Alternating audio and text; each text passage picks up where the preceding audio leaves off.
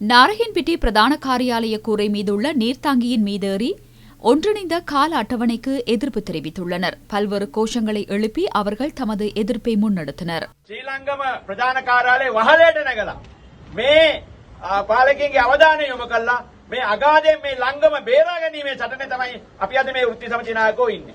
ලංකාවේම ඩිපෝවල මේ වෙන විට විශාල පිටිසක් නිවාඩු දාලා තියෙනවා. වර්ජනයේ නොගියත් අපි කියනවා මේකට සහයෝගයේ විදියට අද එක්කෙනා පෙළගැසෙන්නේ. இதேவேளை ஊடக சந்திப்பொன்றை ஏற்பாடு செய்திருந்த அகில இலங்கை போக்குவரத்து சேவை சங்கம் சில தொழிற்சங்கங்கள் பணி புறக்கணிப்பில் ஈடுபட உள்ளதாக தெரிவித்த போதிலும் அவ்வாறான எவ்வித பணி புறக்கணிப்பும் இடம்பெறவில்லை என தெரிவித்தது.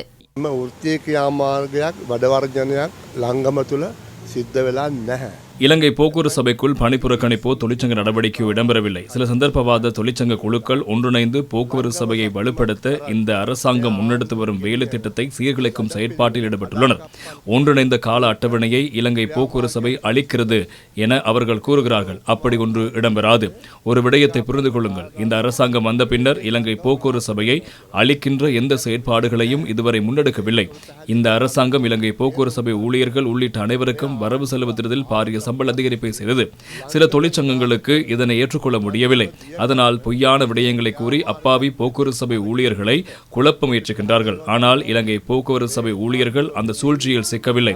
அவர்கள் முன்னரை விடவும் இப்போது சிறப்பாக தொழில் புரிகின்றார்கள்.